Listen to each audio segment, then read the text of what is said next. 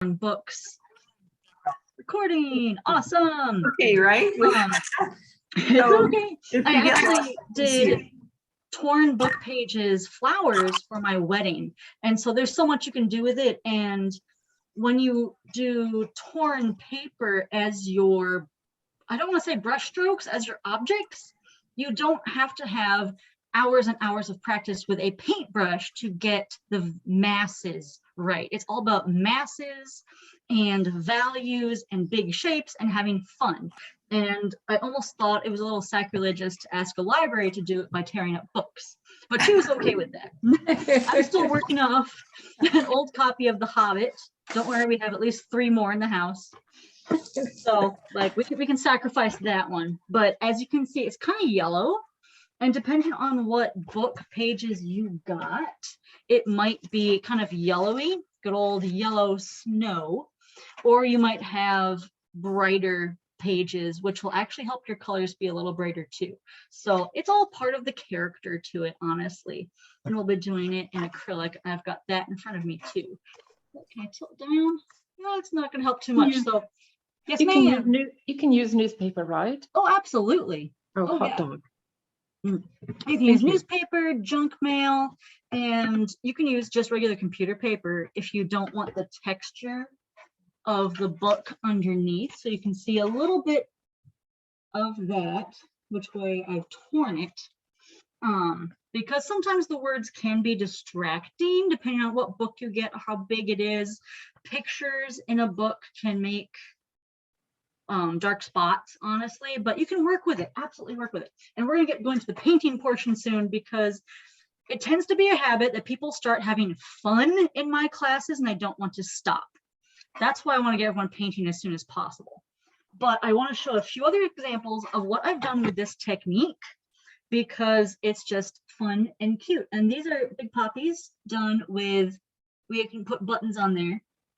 I like that. We use some bubble wrap in the back, and that's torn book pages. So recycled, fun acrylic stuff that doesn't take hours of practice with a paintbrush to be happy about, because it can be a lot of practice. This was, well, there's 3 of these. I did this for tulip time. So Holland, Michigan has a big tulip festival, and it was canceled. Well, it was weird this year, let's put it that way. But I made this set, and this one's kind of more yellowy than what you see, of course. But that's all made with like craft paper, that brown, basically paper bag stuff, and more acrylic paint, because acrylic paint will do a world of wonders. And it's so fun making texture collage papers and tearing them up. My husband was very patient with the living room table for a couple of nights when I finished those. So there's tons of stuff you can do with it, and I've taught the poppies as a class before too. So that's what this one's about. And this one's even more simple because we have slightly less time. I normally would do about a 2-hour class, and I'm saying that for posterity if anyone wants to try this again, or you know, we can talk having a birthday party or something. But yeah, so I'm thinking we start getting going with this little guy. We do it kind of back and forth to give different things time to dry. So we might even actually start out with doing some of the papers. That way we can set them aside and let it dry, although that paint is also what's going to stick it down too. And then we'll be coming back and doing some of the sky coming down there, which makes the canvas panel wetter with paint, and we can stick the snow on it. One thing a lot of students have, it's the challenge point, is when you have your snow all arranged the way you like it, you have to pick it up again to glue it down. I don't know the best way for everybody yet. We're still working on that. So we'll get there. And if you have any suggestions, let me know.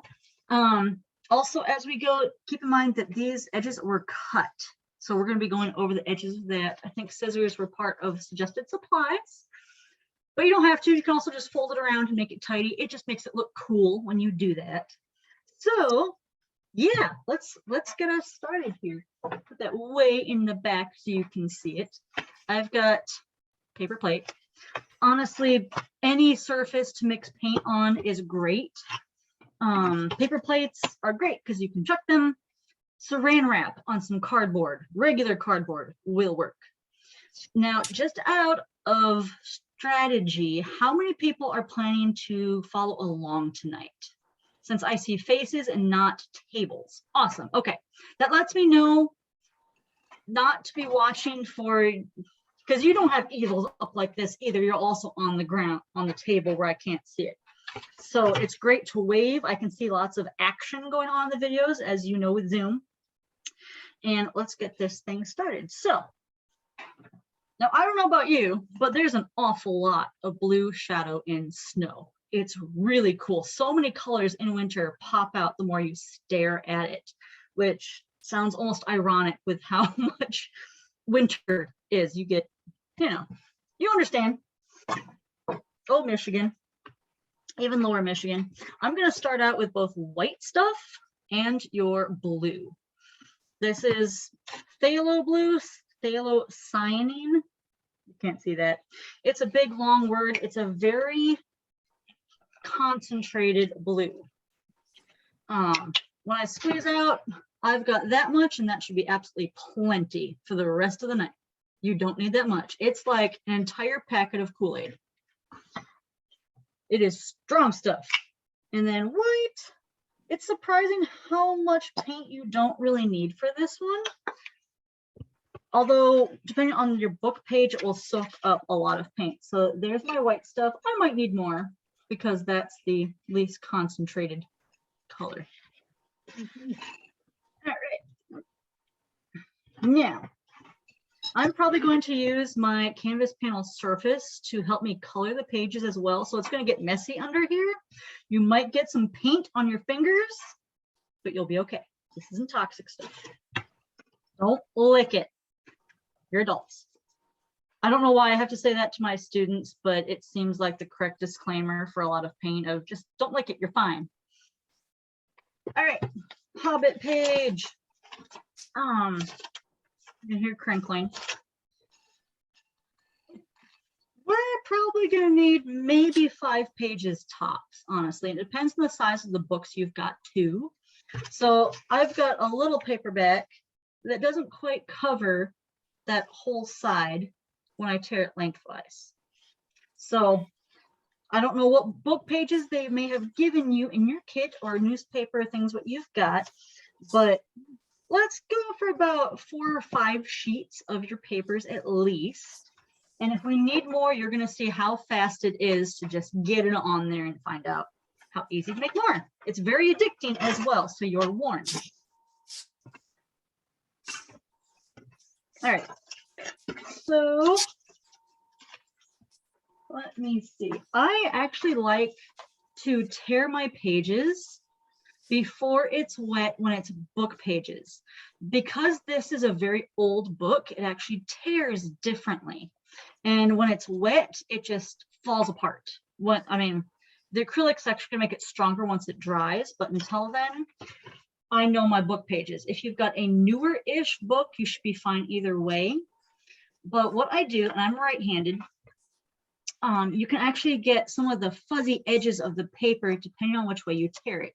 I'm going lengthwise down my page like this, and you're going to get all sorts of hills and valleys. You're not going for a straight tear. You really don't, because we get some interest in our snow.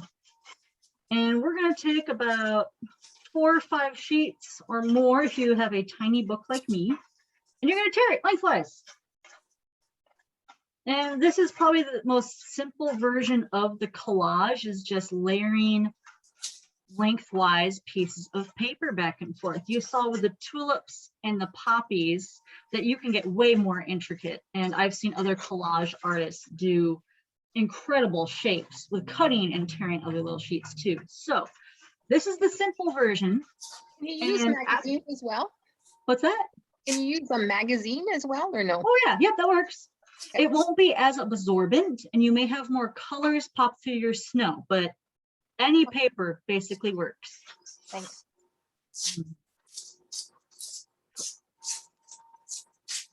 But yeah, take this technique and run with it for whatever other projects you have. It's more about the value contrast than it is about, I don't know, you're not drawing anything really other than some snowman shapes. We'll get there. All right. This is something we can, and you have, if you have tiny bits here and there, oh well. My book's old. Or just, well, as you can tell, it's yellowy. So my guess is it's not a quality paperback at the time. Makes me so sad when new books get yellow too quickly. All right.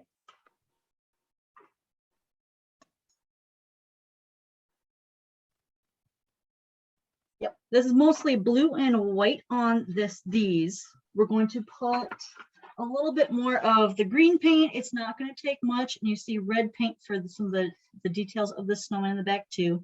But so what we're aiming for is a wide range of blues and whites on this paper.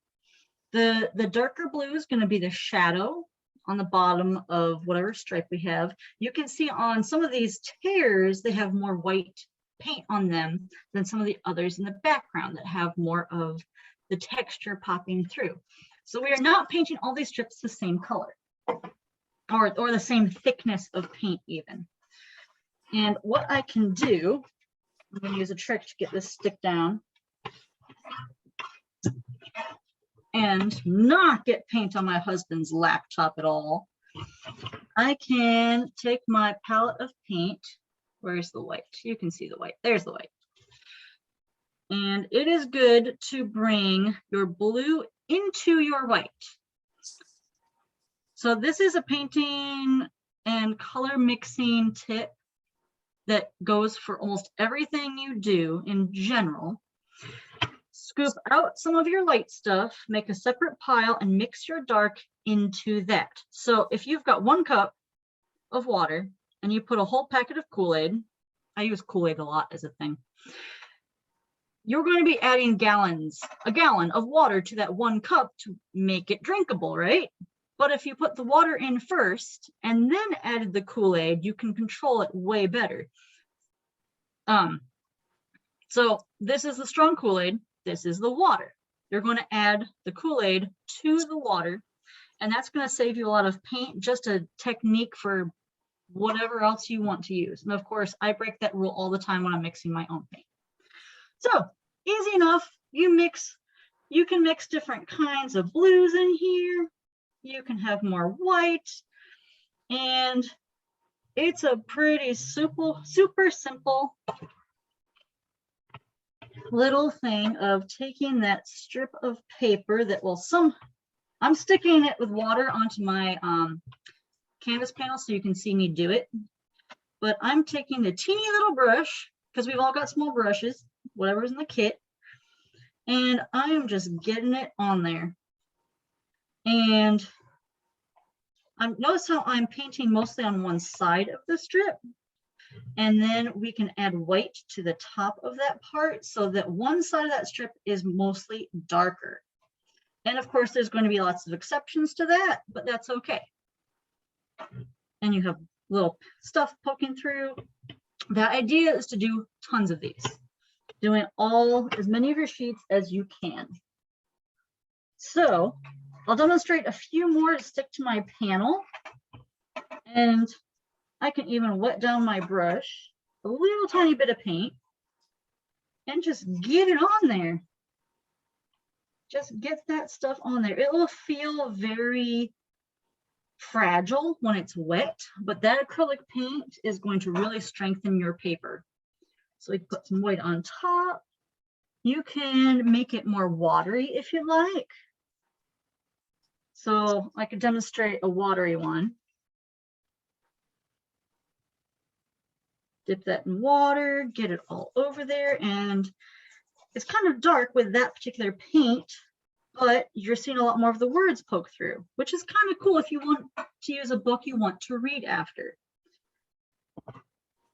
I did this for a poetry festival in Kalamazoo, where we actually tore sheets that we wanted to still read and make the poetry out of that. You'll probably notice if you water it down, it will make your strip of paper a lot darker, especially with the paper I've got, very absorbent. I don't think that will be the case if you're using magazine paper. That's usually very glossy and it kind of sits on top of that. So we want dark slices, strips, slices of book, light slices of book, but you know, let's take as many as we can and keep on going. You can pad the paint on there. You want lots of varieties of really, really bright and then all the way down to darker ones. So some of them might have more on top. Normally I'll do a couple at a time. Is there anything? I see that it's a pretty straightforward process, but it does take me more time to hold it up when I do it than for how many slices and strips. I keep on saying slices. I'm so sorry. That just might be the word tonight. It takes me longer to do than when I hold up my little panel. I am using it on the panel. If you want a little bit more texture on your strip of paper, I love handmade textures, an awful lot of bubble wrap, quite honestly, because it is so versatile for watercolor painting too, actually, but that doesn't work well with quick classes, I'm afraid, because you have to let it dry. So, questions so far? Yes, ma'am, Karen. And you're muted, by the way. Yep, I'm muted now. Do you do any pure white? Yep, oh yeah, absolutely. Okay, Go ahead and thanks. do some pure white. Yep. Okay, thank you. You're welcome. You can have some fun with texture with pure white or the blue when your brush is almost all the way dry. It'll be kind of scritchy across there. So that's kind of a fun texture to do. You could take a whole nother page of a book and smoosh it. And we're actually probably going to be doing this for our sky because we have a teeny tiny paintbrush. You can take your smooshed paper and use that as a dauber, and smoosh paint down that way. You'll get lots of snow textures out that way. You can smudge it this way. You could basically do this whole thing without a brush if you really wanted to. Art will find a way.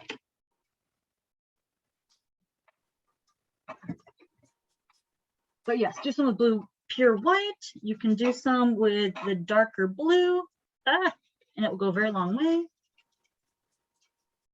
We're going to have lots of different kinds, and even at the end of this, you might see strips of snow like, oh, I can do that differently. And that's half the fun, is that this is a tool, a simple, cute little painting, but a tool for you to use this for other pictures too. And there's so much learning because you don't have to have years or hours of experience with a brush. You're learning about the masses of shape. And that's what a lot of drawers and artists, I think, still struggle with. Getting a mass composition is tricky when you only have one little pencil. You want to work in masses anyway. All right, there's some white on top. Now I'm just talking while we do these strips. It's easier to do it in acrylic than watercolor, especially for a class, because the acrylic will help it stick down. With watercolor, we've had to dry the sheets of collage pages we've made in the strips. We have to dry it before we can glue it down again. And that creates a long class.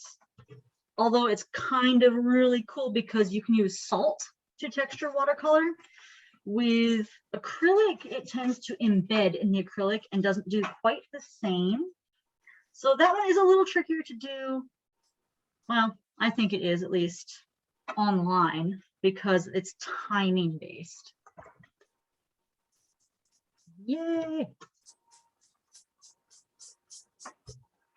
Awesome. And I'm just doing more drips over here on my thing.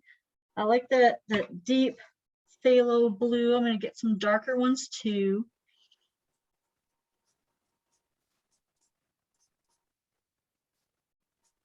And I don't know, 4 pages worth, we'll see. Do we need to paint all of those strips right now? We could have some extras as backup.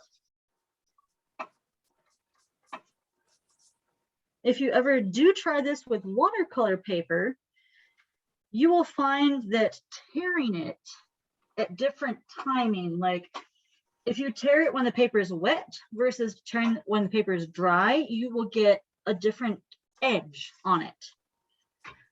I just do this now with my particular book in this style because my pages get so fragile with being an old book until the acrylic dries. So that's partially why we're doing that here, but absolutely experiment if you find that you love this technique.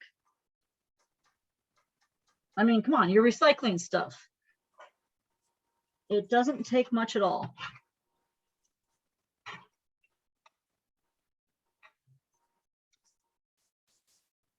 I don't know about how, if I can't talk either, but to be expected.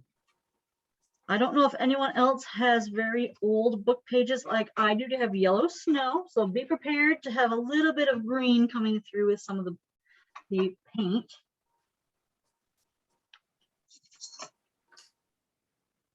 Anybody have questions so far?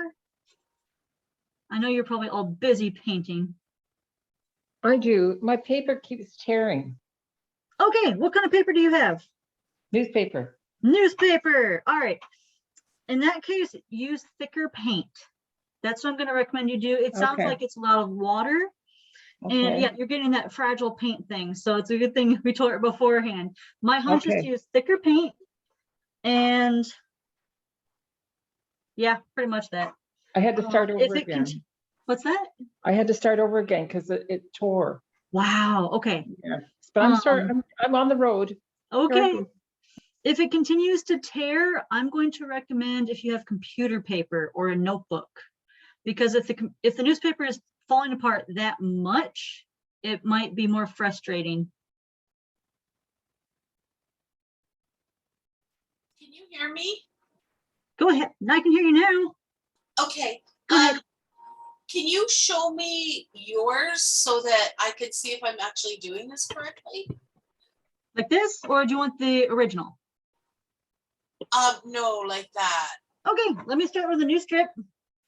I can always demonstrate more. So I do a lot of darker on the bottom, and it's pretty watery, which depends on your paper too. And then I might take a glob of white and come in from the top and scrub that down a little bit. Okay, I'm not using enough water. I'm just painting. Oh, gotcha. That's okay. Okay, now do we paint that all the words you can't see? That is up to taste, honestly. I Okay. like seeing words come through because it adds a texture to it. But if you would rather have just nice clean snow on there, then you can cover them right up. How's that for a vague answer? Yeah. Also, how we got such a tiny brush. It looks like your water goes on more wet than what mine does. So I'm just wondering. I'm picking up some water from my paint bucket water thing, this little guy. Yeah. So I am putting a little bit of water down when I want, because I like the words to poke through. So I'm not putting pure paint down, if that makes sense. Yeah. I realize I kind of omitted that step because I started out with really heavy paint. Do you see it here? It's dripping. Wow. Okay. You don't have to hold it up. They'll just drip all over your table. My table's used to that. And Karen, did you have a question? I saw your hand raised too. I did. Does every strip have a couple of colors on it? It doesn't have to. Okay, We're going to, these are not individual puzzle pieces. These are options to choose from for our snow. So make Okay. tons of different variations. Have fun making a mess, basically. okay. Very And light to dark. are they all the same size? Like lengthwise? Lengthwise, it helps. Yeah, we don't have to Okay. worry about that. We can Okay. crisscross and cover it up. Okay, thanks. And you don't really have to worry about thickness either. If you want some really thick ones, like that's half a page right there. That's half a page. They're harder to do half a page when you've got one teeny little paintbrush. Not impossible. So basically we're making enough strips that when we layer them up on each other, they're going to cover a good chunk of our 8x10. You'd be surprised how many sheets of paper it does and doesn't take to do that. So it's possible you won't even use a third of the strips you're making. It's possible you might need to make more, but as you can see, it can be super quick. All right, I think I've got everybody on one page. Just making sure there's no questions that I can't see. All right, we're gonna try 2 more minutes of this. And you can make nice big thick slices. Pear slice, I don't know words anymore. Thin ones. Any other questions I can answer? Cool.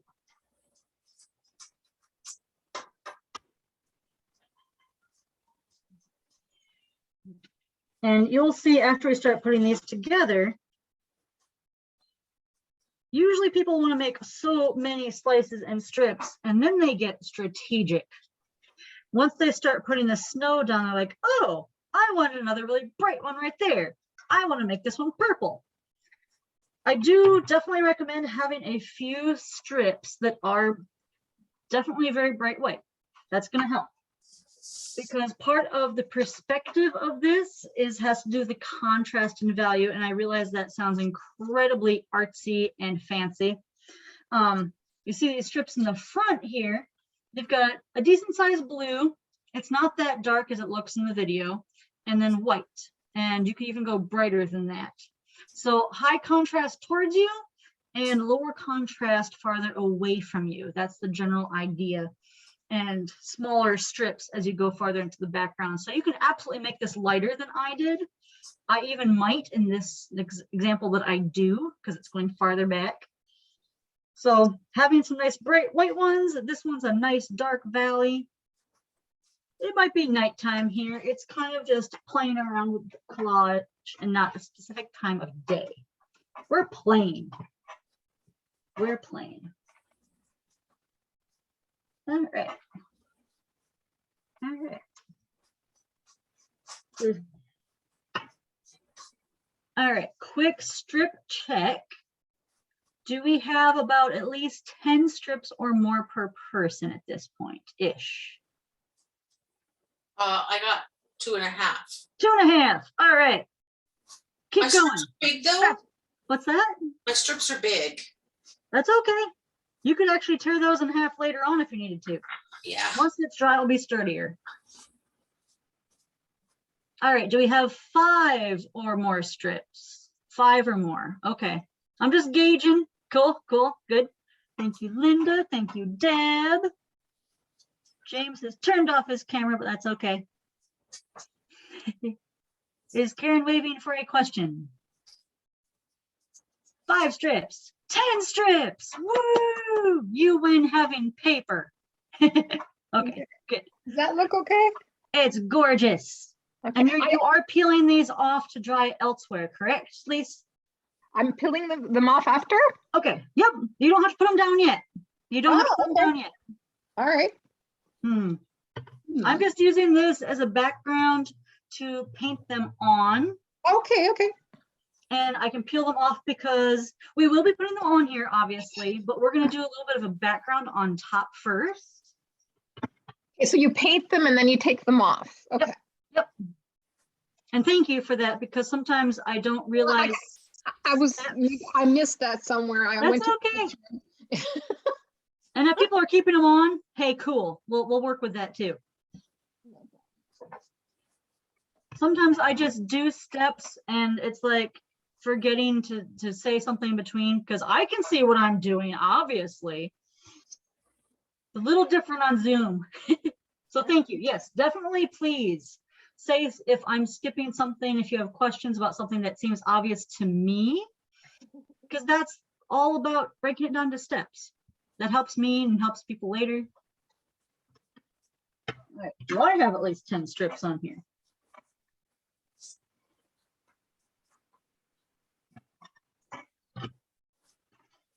Tear it up more.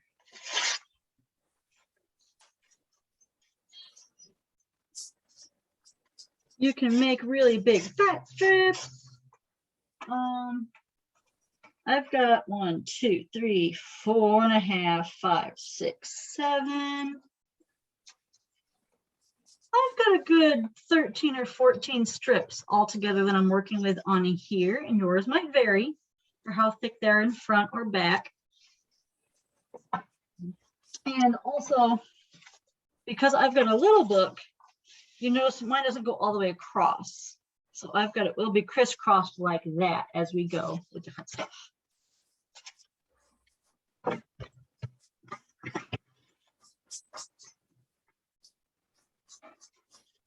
So we're coming up to a point where I'm going to have us pause and start doing the background of our painting to give our strips time to dry. It's kind of a back and forth on purpose that you may not do with a project at home when you have plenty of time while you're at home now. The idea is that it let it dry in certain steps so we can get back to it. That's the theory.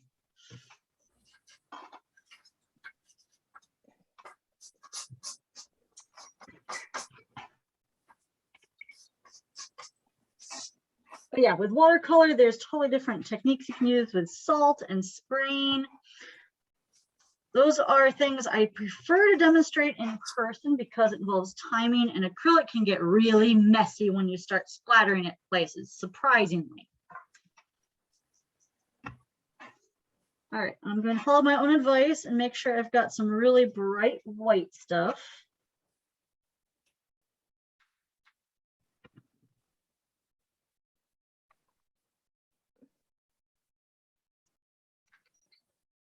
Really bright white. And let's give it another 2 minutes or so for more strips. It won't hurt having more strips of paper to choose from. Just get that paint on there.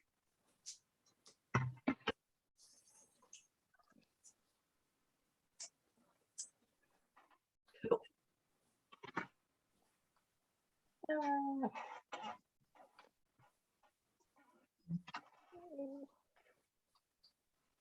Cool. Yep, 2 minutes. I got time for that.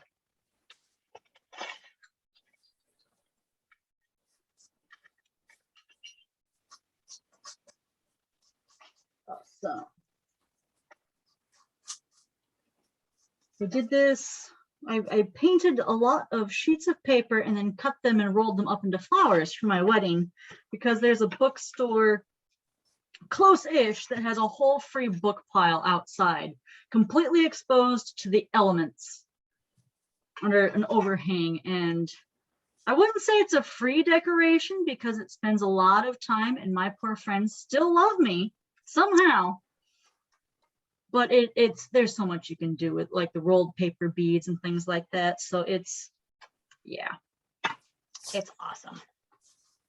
All righty. We are definitely coming up on the time to start working on the backgrounds of our big old panel right here. So when you're reaching a good stopping point of the strip you're working on, go ahead and lay it aside.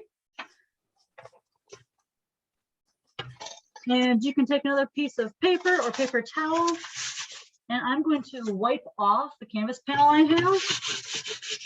It's gonna be smudgy all over, and that's perfectly fine, because that's what we're gonna do with the paint right next. What I'm doing by wiping it off with something is controlling where the water is. If it's really drippy down here and you're putting paint into it, it might not dry in the right amount of time, and it's okay. Ooh, lovely smudges, Karen. It's gorgeous. I'm sorry, I have to go back. Did you take the paper off? I did. Did you? Okay, Are you hold on. layering it as you go? Yeah. That's okay. I'm taking my strips off and laying them on a surface and baking like strips. If you're laying them as you go, I bet they're gorgeous. What can you show us what we have, Kathy? Oh, cool. I'm thinking that could be partially why they were tearing if you've got the brush close to the other layers too. Are you able to separate them at all? Okay, it might be wet enough. And they'll also dry faster if they're not layered on top. And I thank you for pointing that out. Yes. Anna, did you put water on your paper towel? Nope. Okay, I just had water on the panel still. There was enough. okay, you have water on the panel? I missed that part. We're not doing water on the panel. I was just wiping it off because Okay. I was using the panel to make the strips. Yes, me Set too. aside. Yeah. It was my dirt background here. Okay. It's It's gonna be fine. It doesn't dark. have to be clean. Okay. We're going to be painting right on top of this panel. Because we have teeny tiny paintbrushes, we're actually painting with the smooshy paper.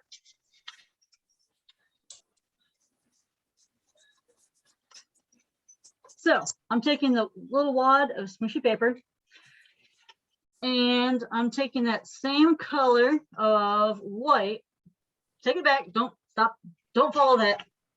Is that backwards? Because I know better. And I'll show you why I just caught myself, because we're starting from the top down. See, all under here, these are the strips of paper right here. So whatever you have on your panel right now, it doesn't matter. We're going to be covering up. We're going to be taking the strips and putting it on top of there. This is the part we're working on right now. It's the sky. It's fairly dark here, and it goes about a third of the way down. So we're taking that smooshed up paper towel and painting the paint directly on like that. We'll be doing the trees probably with the brush, and then the snowman with the brush too. But we've got to get that paint on there to dry slightly, or the snowman won't show up, if that makes sense. Cool. Good. So, wad of paper, which is kind of a fun thing to paint with in general. I'll definitely say that. I'm getting it on there. I'm using almost entirely all paint and there's very little water on this thing. Phthalo Blue is very transparent, and that's my computer shaking. Do you have a question, Mary? No. Okay. Oh, no, sorry, that was my paper ripping, I think. That's okay. It's okay. Zoom likes to pick up sound. It's making sure I'm not leaving anyone behind. Okay. Phthalo Blue is a transparent-ish blue. And when you're painting an acrylic, there's lots of different kinds of pigments of transparent and opaque. You can play with that, actually let light bounce through. But in general, you can add white to make it less transparent. If you want it to cover something, you add a little bit of white in general. There's lots of rule breakage in art. So I've added the blue up here. I'm adding a little bit of white the farther down I go. So we've got a little bit of a color change going on there. You can see it a little bit. Is that all from your paint that was on your tray? Yeah. Okay, and then my paper's falling apart. Like I got bits of the book paper that I'm painting with. It's on the canvas. Oh, well. It's going to be nice, fun texture. If you want to grab a cleaner sheet to mush around with, it could be Okay. paper towel. And that's just fun texture at this point. I don't think I have enough paint in my tray to do anything else, so just mix more. Okay, yep, that's right. We're only using white and blue at this moment, so it's a pretty easy mix-up.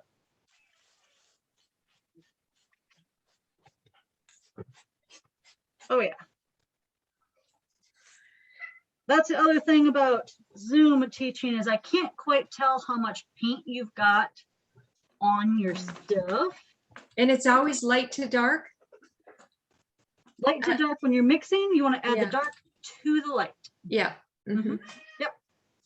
We're probably saying the exact same thing. Yeah.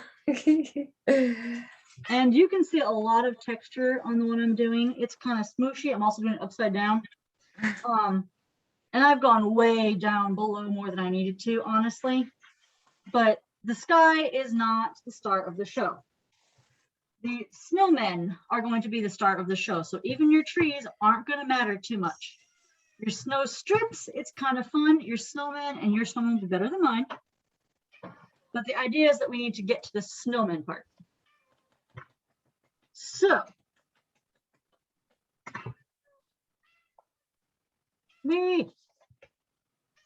sky probably ends right about there. I don't went too far. And if you go too far, that's fine. We're going to cover up with paper. That's perfectly fine. But in the interest of time, in the interest of time, should only be going about that far with your sky. And I'm going to blend that line in a little bit too.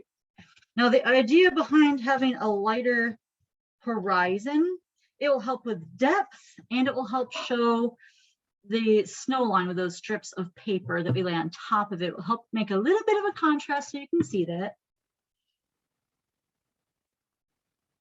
Cool. Yep. Draw a line across that. That's where I'm ending. So now that's a pretty straightforward thing to blend your blues and your whites and get a nice moosh on there. Again, it's not the star of the show, so don't worry about being perfect blending. The more texture we have, the better, honestly, with all these paint strips, the paper strips too. If you've done that part, please go ahead, whether it's the same palette. I like to use different palettes because it's easier to see if you've got different paper plates. If you don't, that's fine too. Go ahead and take a squirt of your green and a tiny squirt of your red.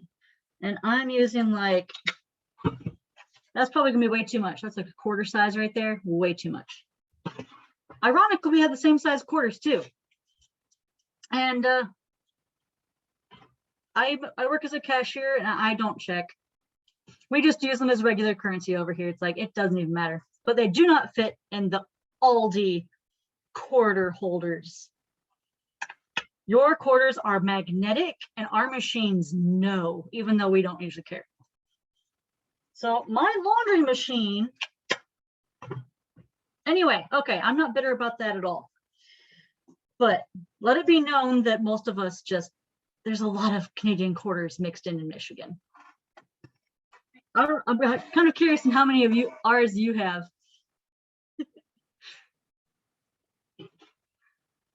All right. So I'm gonna give it a whole nother 30 seconds to wrap up your skies as much as you can. I know that's probably kind of mean, but it's a big smoosh all the way over there. And while you do that, I'm gonna talk about the red and green. This is the same green we used in the last class I did. It's a really cool green. It's very blue. And on the color wheel, the general school color wheel we use, green and red are opposites. So when you mix them together, you're going to get a brown mush, not typically a black, honestly, because black has a lot of blue in it, but so does this green. So these are both very strong colors. When I mix these together, you're going to get almost a blackish, grayish, brown stuff. Neither of these are really darker than the other. So I can smoosh this together. You're probably just seeing a black blob on your screen. And so to demonstrate what color these two make together, I'm going to kind of tint it out with some white. I believe tint is the correct term for that. Shade would be adding darker. See what it's kind of purpley. It's almost a purpley gray, which is kind of cool. So by adding these two together, we can make really dark darks. Yes, Karen. What did you mix into what at the beginning? Did you mix? This Red? is the red and the phthalo green. Okay, but what Wherever- went into what to mix? What It went honestly first? doesn't matter because they're Okay. both darn dark. Yeah, that's what. And if you do happen to have different greens and reds, that's fine. Both of them will cancel each other out pretty good for this exercise at least. But what I'm trying to do is get a very dull green because evergreens aren't really bright grass green. Well, they can be, but again, we don't want them to start the show. So I'm taking green, a little bit of red, and I'm mushing it over here and it gets really dark. And you can use this for shadows and landscapes and darks. A lot of professional landscape painters will do something like this and not touch black at all. Although using black and yellow also make a really dull green because there's so much blue in most black pigment that yellow will pick it up, and it's great for landscapes because it looks more natural. At least a lot of Michigan stuff. Green can be a problem. So we are mixing. I'm just curious, mine looks burgundy. What, Okay. my color is burgundy. So what do I need to add more of? More green. Okay. More green. Yep. More green. Actually, it's making a nice purple, isn't it? It's Yeah. kind of cool. This green is fascinating. We used dioxazine purple and this color green for the last class. The purple has so much blue in it that when you mix the purple and this green, we got almost a navy color out of it. It's some, I don't, it kind of, words. The opposites kind of cancel each other out.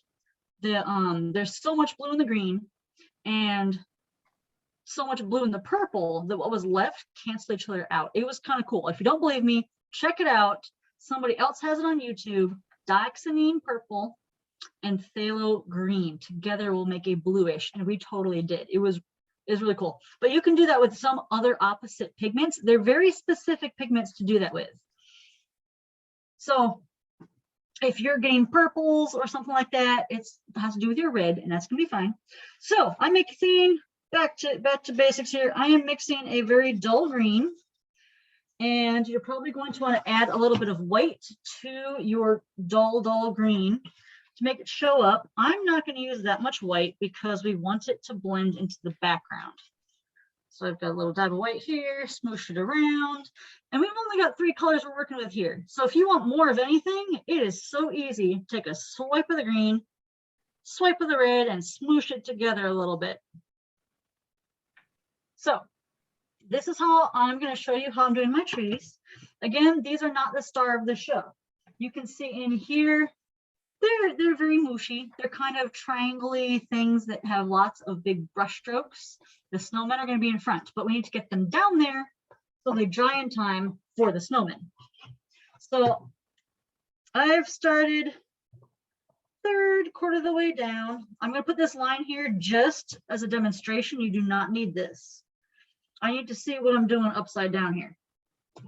So that's going to be my tree line, the bottom of the trees. And I can take all sorts of the dull greens, and I'm actually going to push the brush stroke upwards. These are simple shapes. You know how to do these shapes. These are just little bristles going straight up. You can make a triangle shape. You can add more of like the light blue or the white. This is like seasoning to taste. Your little brush strokes and bristles are your trees. They're absolutely your trees. And we do not want to be too precious with this because they're not the star of the show. We want them to get over and dry. And I realize that's bouncing around a lot too. I'm going to give myself speaker view so I can see more what I'm doing, since it's backwards for me. Adding white will make your trees show up. The dull green, you can see how there's tons of variations you can do with this. There's whole classes on tree painting that we're not going to get into. I am going to give some variation to the height of my trees. So I could even put a little triangle tree in front right there that's darker. It's very smooshy. You saw in the sample, it's very smooshy. We might have one tall tree. Don't put it in the exact center like I did. You can add more blue. When you add more light blue to your trees, they will go farther away into the distance because they're the color of your sky. Now, whether that's actual physics or not with landscapes, it works on paintings, especially the simple beginner type that pick up the sky color. So you can make them, my sky is pretty dark. So I'm finding that I'm actually adding a bit of white back into that. But we need to get going. We need to get going because we had so much fun tearing up the strips of paper. So I might add some light stuff. My sky's pretty dark. If you've got that dark, dark, dark green color, you can add spikes of your trees. So it's just a matter of dark trees, light trees, everywhere trees. And they're not the star of the show. It's a cool way to make dark evergreens. And now you know a trick for mixing really deep blacks, honestly, which is kind of cool. So don't you worry. What I don't want to see with the trees, and they should be done fast, is a really high contrast, kind of like this. We want them to blend into the background. And what I did, I just wiped off my brush, just wiped it off to pick up and blend some paint, because we want the snowmen to be the star of our show. If something's too contrasty, our eyes are drawn to it. And this should be sufficient. They're smudges. They're just triangular smudges. I'm making the bristles kind of go up. I don't know if it's my computer or whatever resolution that it's a little blurry that I'm seeing, so you may not be able to see some of the bristles. Does that help? Kind of. Highly trained, practiced bristle strokes, going straight to the sky. It's simple. Not the star of the show, and I tend to paint a lot impressionistically anyway. All right. So, in a couple more minutes, if you need to go straight to just triangle trees, that's fine. You can even make I'll demonstrate like a straight up triangle. I'll go over here. Straight up triangle right there. I'm going to break my brush off and fuzz the edges a little bit. That's sufficient right there because we need to get this covered and dry. That's the biggest thing. Especially for coals and yep, we gotta get going. It's a good problem to have. So I want to add at least the base of this snowman to the trees. It's kind of wet right now, and that's fine. But because some of the paper strips cover up the snowmen, we'll see what we get. I've got 3 snowmen. 3 snowmen are good to start with. You can always add more later if you'd like to start your family of everyone you've got. So you notice what will help. I realize I'm saying words all weird. Don't put your snowman straight in the middle. It will look weird. There's a little off center. They're a little off center. So I'm going to make a snowman belly, and he's kind of blending into the tree line, which is fine because we can go back over him. Big snowman belly, little snowman belly. They can overlap too if you want.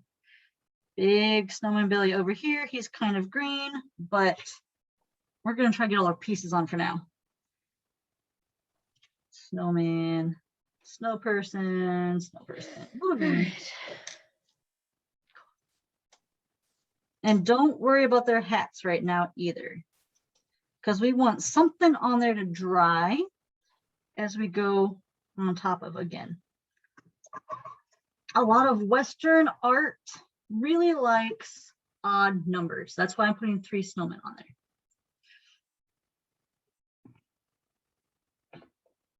A lot of Eastern art actually will do more with even numbers, and they have a whole different color theory, and it's kind of fascinating. I want to learn more about it, so don't take the color wheel for granted. All right. We've got, that's a total of 9 blobs. And I realize a lot of people are probably still in their trees. Don't worry about your trees. You know what? Yeah. If you ever do this one again, we need more white. Okay. Yeah, the that- white paint is Yeah. like dried up. Yeah. Okay. Yeah. So do you have more white in your kit, or are you out? Almost out. Okay, that's good to know for Annie, I think. In which case, blue. We'll glue it down with the blue then. White is the one they use the most of. Yep. So we'll let that go. Yep. Okay.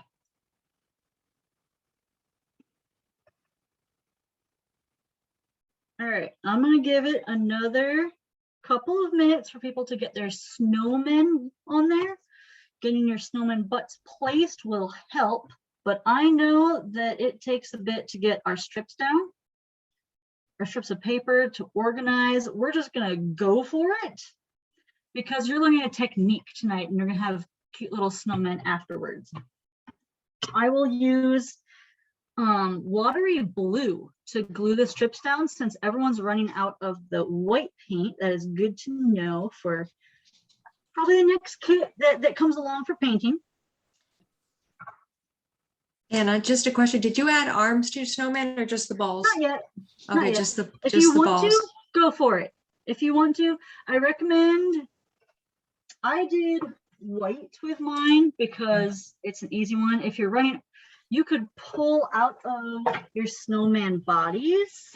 If you got a wet paintbrush, I'm thinking about doing this if you're running out of white, using a wet paintbrush and kind of pulling the white out of there. Oh, cool. Alternatively, you can mix up some of that really dark stuff because sometimes you want really dark branches as well. I usually add those details afterwards, but hey, let's go for it. Let's go for it. I got a little brush. That's like 12 branches on that side right there. You can go ahead and pick up the wet paint inside your snow person, which will actually help. If it's too bright, again, that contrast is going to drag your eye. So it's a simple little design to get that academic about that snowman by himself. And again, I'm doing this upside down. So I also have a teeny tiny little brush. One thing you can do if you want to play around with it, if your brush feels like it's too big to do sticks, turn your brush around and use the stick end, and you can carve into a lot of your wet trees if they still are. You can kind of see that. That was a very exaggerated log out of that tiny little guy, but you can scratch back into wet paint, and that's another technique that I'll often do if our brushes aren't the right size. So that's just demonstration. My sample I usually make during class usually looks horrible because I'm demonstrating different things you can do. Because you know a lot more of what you're doing than you think. You know how to make a snowman. You know that snow kind of layers on top of each other. You know trees, the ones we're making, simple, Christmas, triangle tree, you know that. We're just having some fun. I'm here to explain the simple layering technique and a little bit of color mixing. So I'm hoping everybody has snowman butts on the ground. You can build it from the top. We need to get our strips on there. Awesome. I see a thumbs up from Linda. I'm going to go back to the gallery view so I can possibly get thumbs up or questions if people have that. Thumbs up from Deb. Awesome. Thumbs up from Ariella, is that how you went? Awesome. Yay! Cool. Yay! All right. This is the fun part with the strips. Again, if we're running low on white, I probably would have picked that as the glue, but we're going to use, I don't know, do you have any of that light bluish white stuff left? I'm watering that down pretty good. Blue, whatever we got. This is the part where we layer our strips on. So I'm going to pick something in the middle range of the values, far, far, far back. So I'm going to save my brightest white strips for the closest in the front, and probably the darkest strips the closest in the front. But again, don't get too precious about it, because nature isn't. It's not perfect. We're not going for science here, although there's a lot of science in it, which is kind of cool. And I nerd out about that a lot with landscapes and how the colors mix in the sky, and there's cool science involved with even atmospheric perspective painting. But I'm choosing this one, kind of a mid-ground light something. And that first strip is going to go over the snowman butts. That's probably going to be one of the most important things. It's simple, but that's going to put the snowman butts into the background. That's going to push them far back. And I'm going to take watered down blue paint. Watered down blue paint. It's going to go, if this is your glue, you know how to glue stuff. You can put it on the canvas first. You can put it on the back of the strip first, wet enough to get it to stay there. That little bit of glue should be plenty enough to get it to stay. And I might put some water on top. Worst case scenario, if it's not painty enough, you stick some Elmer's or a glue, something on top if it lifts later. And this is just play. This is play. So there's one strip. You could easily spend hours organizing your strips of book stuff to get it just right, but we don't got time for that. So nice watery paint. I'm putting it on the canvas here partially because I need 3 hands to hold it up, but you can put it on the book page or the canvas panel. Nice and wet enough to make the other one stick down. And you'll notice, because this strip didn't go all the way across the other side, I'm letting this one tilt a little bit. Just like that. I'm letting it tilt. Letting it crisscross. Don't worry about edges over here if you don't want to. I've had some students line it up perfectly and you're thinking about it too hard. We can cut this off. We can roll it on the edge. Don't worry about that. Just get your strips on there. You're going to keep on layering them back and forth and crisscross. What we want to avoid is the zipper effect, where they all crisscross in the same spot all the way down. So they might be angled slightly differently. This one's gonna cut across over here. And it doesn't matter. You're going all the way down and you're covering your page. And there's 2 more things to keep in mind as you go down with those strips, all right? The one is that you need to have fatter strips towards the bottom. And I'll show you in this little guy here. You can actually have math proportions, honestly, for the perspective of this. There is an incredible amount of math in art. You've got lots of little strips piled up on top here. So that makes it look farther away. Farther down, you've got larger strips. You've got bigger chunks towards you, like a field out there. You see tiny stripes in the distance and bigger stripes towards you if it's a nice plowed field, right? It's kind of the same thing, only horizontal lines instead of vertical converging ones. Again, big fancy perspective terms. You've also got stronger contrast towards you as well. And those are 2 tricks you can use to pull it closer to you. So we're going to spend at least 5 minutes getting strips on there. 5 minutes-ish. That we're getting them on there good. I'm going to put my timer on here because I know we've got till 7:30 and then we get to decorate the snowmen. Anyone completely lost that I can try to catch you up on something? Just checking. You know how to make snowmen, yeah. I promise. I just have a question. Yeah. Where are the dark strips again? Dark strips are going to be with the lightest ones at the bottom. Okay, at the bottom. Okay. Yeah, I mean, this is an example. You can have fun. You can Okay. get it all on there and then do it all over again if you don't like this one. Okay, thank you. You're welcome. Cool. Everyone's painting their strips down. And I'm going to get mine on there too. Again, you can easily spend tons of time putting your strips on there. And we're not going to worry too much right now because this is a technique. It's going to be cute. I mean, you saw this little guy. It's a pretty loose little painting, but it's still fun.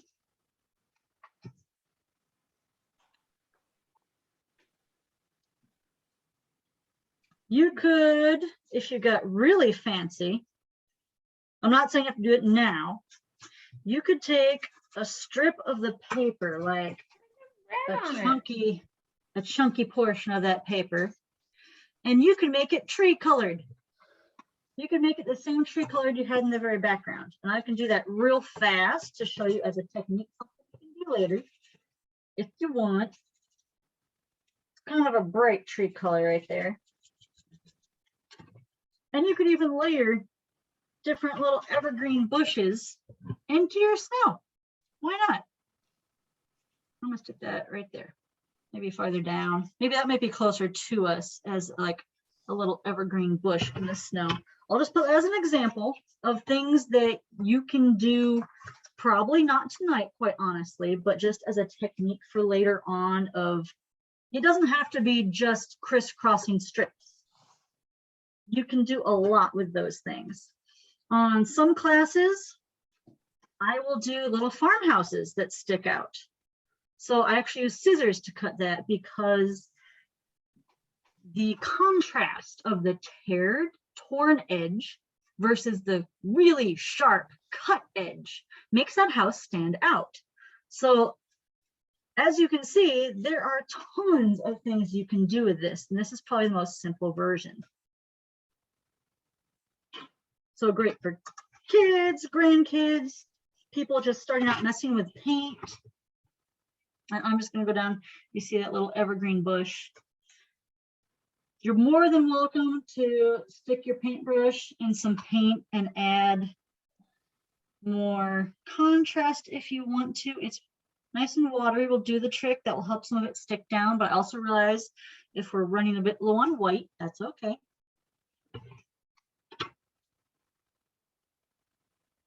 And we can do the same thing with blue too, if you actually wanted something darker down towards the bottom.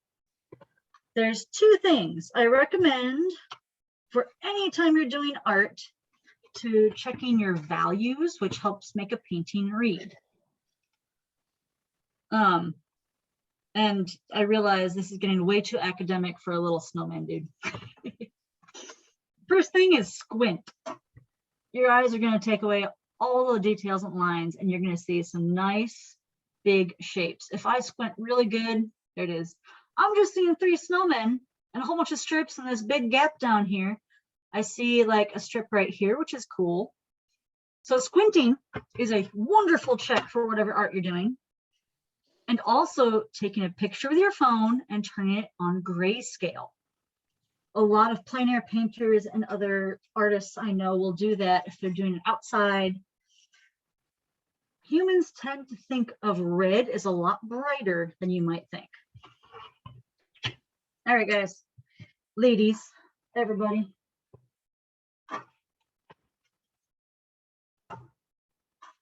Do we at least have some strips of paper? We've got to have strips of paper down. Nice and contrasty. If it's not as contrasty as you want, you can always go back in with some of the darker stuff later. But I want us to get to the decorating of snowmen portion because we're charging through here. And honestly, you can decorate snowmen for ages. I did save in the sample, I saved some of the very brightest, biggest strips white at those. So you haven't used up your nice bright white strips in the bottom. It's great to finish it I off. painted my sweater. Oh no! Oh, did I yell? Yes. Oh, that's okay. I thought it was muted. I'm sorry. I saw you jump and I thought, you okay? Oh no. If you don't want that to be a painting sweater, definitely take your time and go soak that thing out. Ammonia or like Windex kind of glass cleaner with ammonia in it is good for non-porous surfaces. I don't know about sweatshirts, but it can help clean up some stuff. It's okay. For some of my in-person classes, I might invest in some all-out aprons. But all right. Another thing you could do if you're running out of white paint and you want more white-ish strips of snow is to go back. If you're not using a book nearly as old as mine is, this is yellow snow. If you've got a whiter sheet of paper, you can just use that. That can be the whitest one you've got. Or even put a very light coating of watery blue on top of your paper. It's a watercolor technique done with acrylic and it works. So you could do that if you needed to, of watery blue on top of your paper. If you need another bright white strip or something like that. But I've got very, very yellow old paper from a cheap little paperback. I think some of the books I found to do my wedding decorations was a 120-year-old science textbook. Definitely obsolete, but also fascinating. So I can put that funky guy. That's almost too dark and too yellow for mine, but that's my old sheet of paper. I'm just spoiled at having more white paint at my disposal. And you could go over this again with those 2-ounce bottles of paint. You know, those are pretty cheap. If you're really invested in this painting, you can see all sorts of things you can do with it. All right. I'm going to give us another minute or so to get those strips of stuff on there. That's going to bring us up to about 7:15 for us to finish up our snowmen, which is coal and hats and teeny little birds if we want to. Now I know I'm pushing along pretty good, but you can see how you can have so much fun making those strips of paper and then organizing them whatever way you want it, that it can take a decent amount of time, honestly. You can get really strategic about all those shapes. And then the ideas start after that. You can use, if you're using junk mail or magazines, different prints of textures of things are great for layering up. You don't have to put paint on them at all if you don't want to. In one class, we found that pizza is great for making rocks on top of. Something about that cheesy pepperoni texture was fun to do on top of. So you can really play with that. There are some artists who will just use the color and tiny details of the magazine and will do amazingly detailed little things. But it's the values that looking at, the light and the darkness and the over shape.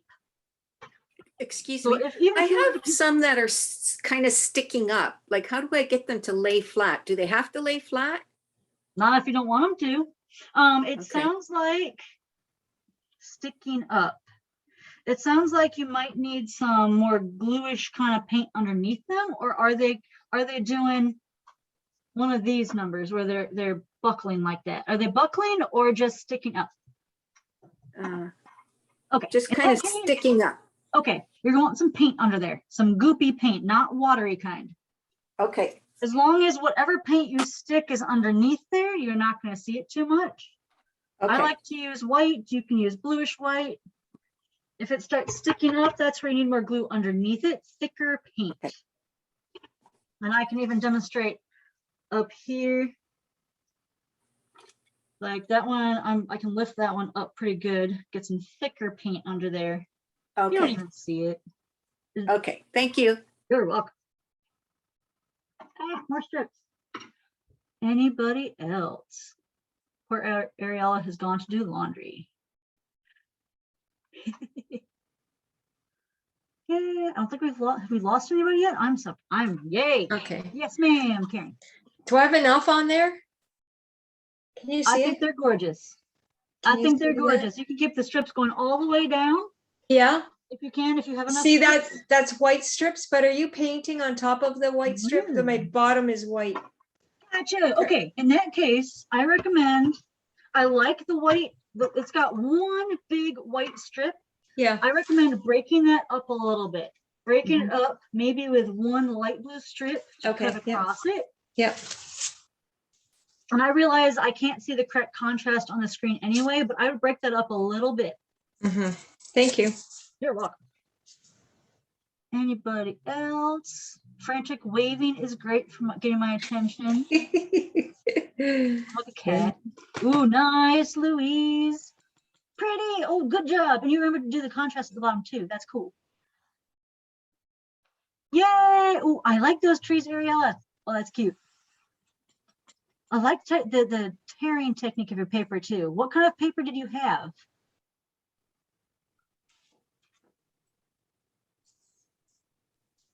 They gave us each a book, but Okay. when the book they gave me, I was really interested in reading. So I Oh, just took no. one of my old books that was not any good. Oh, And the book strip actually fits the whole length of, no. so Nice. yeah, it fit the whole yeah. length perfectly. So I just Nice. have long strips, only about 5 layered, Okay, cool. but I really like the way it turned out, actually. Yeah. It looks cool.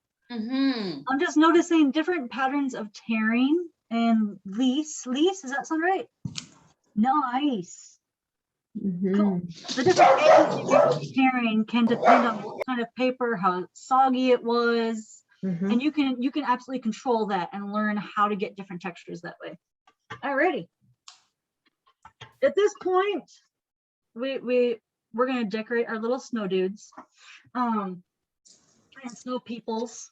You've got, I'm gonna show you how to mix a couple colors because you know how to decorate a snowman, honestly. I hope so. If you've got any white left, it's great to add little highlights to your snow people, obviously. When I did the sample, they turned out kind of dark, so I actually like adding a little bit of white on top of there. It's good to add that highlight of whatever you have left to one side of your snowman and to follow the shape of your snowman as you're going along. So they're round. Don't do this where you get like halvesies. That's a strong shadow right there. You're going to curve it with the shape of your snowman a little bit, and they're usually kind of round. You get fancy and do the light that's curving around the other side and all that, but you know, whatever. Follow the shape of your snowman. Snow person family. And then if you remember that red and green thing that we made back near the trees, that's going to be great for your coal. That's your coal right there. Unless you want to use a Sharpie or a marker later, you're going to mix that green and that red equal-ish amounts. Ish. Maybe more green. It's got a lot of blue in it. And that's your coal right there. You've got your darn dark stuff. One reason artists tend to choose to use that over straight black is that it can look deeper than regular black paint. It can actually look darker in contrast to other colors. So that's some super fancy academic knowledge for you if you get into fancier painting. And so that's a great coal color right there. Where's my other sample? Yay! You've got, I smooshed some orange on there. Probably gonna have to use a light red. Another trick, especially for your hats, the same way you did the might highlight your snowman. I'm just giving you a bunch of tools right now. You know how, if you want a triangle hat on this one or a top hat on that one, that's all up to you. That's the fun part. When you do your hats, let the brim also follow the shape of the snowman. So you don't have to go straight across like that. You don't. You can follow the shape. I'm going to have us look up at the snowman, so it's kind of tipping around the snowman's head. That's a big perspective thing too. If we were looking down, like, oh, look, the snow child, they're shorter than us. That curve is actually going to tip down. We're looking on top of them. You see those different directions that curve is going? That's ovals in perspective. That is some fancy perspective work for this little painting, honestly. And if you want to go straight across, go straight across. It's your paint. I don't care. I'll give you directions and you can do what you want with them. So that little guy might have that. They might all have little top hats. The top of your hat should have this approximately the same curve that you gave it over its head. And that's a huge top hat for that little guy. I don't care. So I tend to do the traditional top hat thing. You're more than welcome to do a little triangle hat. I can give that one a curve. A lot of these top hats are just little squares with curves and teeny little wings. It's about breaking down the shapes, and you probably can do a little top hat. I believe in you. And I say that only because I've had so many adult beginner or not even beginner artists who like, I'm scared to do this shape. You know this shape. It's okay. Like, if anything, your dominant writing hand thinks it knows shapes better than your brain and will pull in different directions. I can usually get someone to do a better freehand circle with their non-dominant hand. You loosen up and you get your whole arm involved, and your brain starts controlling your arm more than those really exercised muscles in your wrist and fingers of your dominant hand, thinking, because I dare you take your dominant hand and write an O, and then try to write an O in the opposite direction. You'll notice if you go clockwise or counterclockwise more, it's hard. You don't have to do that now, but just as an exercise to hurt your brain later, try drawing O's and zeros in the opposite direction than normally do. It will hurt your head, and you might realize what's a better circle. So that's a different challenge for later. Sorry to hurt your head with that one. All right, so we've got some nice dark stuff with hats, and of course that can be your coal for the faces too. Another quick, I don't know if it's perspective or proportion thing for humans and creatures in general, that babies have their eyes much farther down on their heads. Adults, our eyes are just about halfway.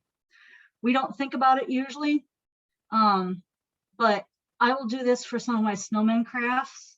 I will put the adult eyes kind of midway, but if you have a baby, I gotta clean some of that up. There we go. If you have a baby, you could actually put their eyes farther down on their head. And I realize that is a super simple thing of what just happened there, but you can still kind of see that, I think. Yeah. Anna, I'm Yes, having ma'am. trouble mixing black, Okay, red and green, just plain I old red know. and green. but I just have this really awful Look, gray looking color. look. It has Okay. too much red in it, I think, so just dump some more green in Yeah. it. Yep, I'm a beginner. it's okay. That's what we're here for. Anybody else with questions? You're decorating your snowmen. Good. Snow families, snow peoples. Nope, I'm still not getting black. And Gray. that- I have gray. okay, I would recommend swishing out your brush. You might have a little bit more white in there than you might think. I would swish out your brush and starting a small new pile. And if people aren't getting super dark black with a clean brush or super dark something, it could be the brand of paint you have and it just has more filler in it. So you get the darkest you can. I got a dark brown. That's Cool. what I could get. Okay, that works. Dark brown is like a dark orange something. So if you think about the color wheel, you'd add the opposite to darken it, which dark browns, kind of an orangey, you would probably add a blue to darken it. And this green is what we have to work with, although you've got a little bit of that really strong blue too. You could add that. It's about working with Not very much left. Okay. There's nothing. We don't have much time left either, so that's okay. I also use the tiniest dab of red. Adding a little bit of white to whatever red you have is going to help opacify it, make it stick out and cover whatever was underneath it. And I realize we're getting darn close to our time. So if the internet boots this out, I see one question in chat.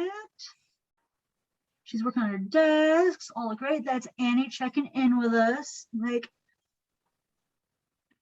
will our Zoom meeting boot us out in 3 minutes or not?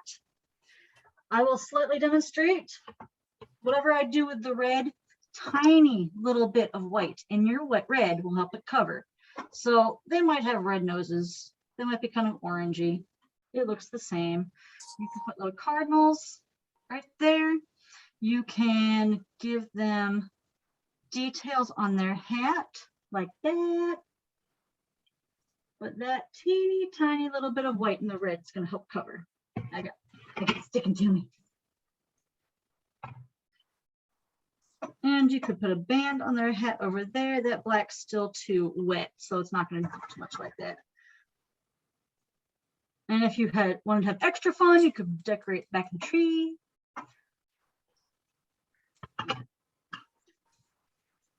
And it's simple stuff. You know this stuff. It's super kid-like, tiny little drops of whatever you got, decorating your snow people and snow. So you know how to make really colorful strips of paper. You can layer that up. Your minds are probably going nuts with different things you can do with that, honestly, and different colors, sponges and salts. It's fun. You layer those up. We worked from the back to the front, will also help a lot of that. We don't even need brushes for half of this. You can smoosh it on the paper towel. And I realize I'm just kind of filling this up and recapping all the different techniques we just mashed into your brain the last hour. Does anyone have final questions before this thing kicks us off that I can answer or try to help with? I just want to thank you. Oh, well, thank you. Yeah, it was a good evening. This is a lot of fun. Yay! Merry Christmas. Yeah. Oh, good. Yeah. Happy holidays, everybody. Well, thank you. You too. I think I'm gonna put a scarf around one of mine too. Yeah, do it. Yeah. I think I did on this one too, which is teeny. But yeah, oh, definitely let Annie know if we want to do this again. Yes. Because we did this back in May with like cotton swabs. Honestly, I love using stuff to paint with. Yeah. But we need more paint. More paint. Okay. Yeah. Also good. Definitely good to let Annie know. More paint, especially with white. And then later on, you just cut the paper that's gone over and then paint the side, whatever color. Yep. You can cut it. You can fold it. Oh, And then cut it, fold it, whatever works. okay. Weird Great. trick with finishing the edges. If you flip it upside down, the scissors can get closer. Oh, okay. And Lise, you had a question. I was just gonna say that it would be really nice to do the tulips in April or May. Yes. Oh, okay. Yes. Those look nice. Okay. So Yeah. the same kind of collage technique would be good. Yeah. Or the poppy. Oh yeah, I love those. All right. Also good to know. There's a lot of white details on top that I probably did with maybe even a marker or something. So that's, I'm just thinking out loud of steps to that we could do this in an hour and a half or so. Yeah. Mhm. Thank you. All right. You're welcome. Thank you so much for joining us tonight, everybody. I try not to say guys all the time. It's a Midwest thing. It's a Midwest thing. James, thanks for joining us, and Mary and Louise and Kathy and Lise and Linda, and that's me on top, and Karen and a couple others who probably had to run off. All right, is there anything I'm missing, Annie, to wrap us out for tonight? Because I do want to help end on time. If you have more strips sticking up, a little bit of regular school glue underneath will help that, or thicker paint of some sort, whether it's the red stuff or green stuff. you can stick it underneath that and that will help stick it down. And thanks to Annie. Yes, thank you, Annie.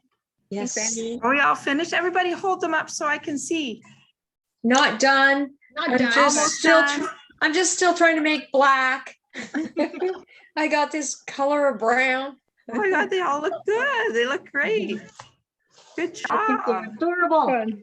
That was kind of Mhm. fun too. Oh, and there's, Yeah. Oh, cute. Cute. oh, that's so good. So Oh. good. Yeah. Everybody's is wonderful. It looked like fun. I'm gonna try. Nice. Oh, good going, Cartoon. James. Oh, I like the extras on the edge of the snowman too. Oh, That that's can pop out beautiful nicely. at the bottom there. Wow. Cool. I like all the different Yes, character. they all look amazing. Thank you, Annie. Yep. Thank you, everybody. Yep. Good night. Thanks so much for Anna for coming. You betcha. Put Thank you for some and having me tag you again. tomorrow. So check out Anna's website and you'll see her great work that she does there. And hopefully she can come back with us again sometime. That'd be nice. That spring one with the bubble wrap, that one looked really cool. Alrighty. Alrighty. That would be great. Painter's hands. I kind of lost out on tutorials. I got really busy this past summer, switched jobs, long story. But there are some simple tutorials on my YouTube, which is how Annie found me. So if you want Yes. to dabble in more beginner stuff, you can pause and rewind as much as you want that way. And you don't have to follow along in time. But yeah. Thank you. I didn't have enough paint because it's all on my hands. Finger painting next time. That's right. Cool. Well, thanks again, Anna. Yep. And Yep. everybody have a good holiday and Definitely. back in the spring. Yep. You too. Thank you. Yep. Okay, night, Bye-bye. everybody. Bye-bye, Bye y'all. everyone. Have a great night. Happy Bye. holidays.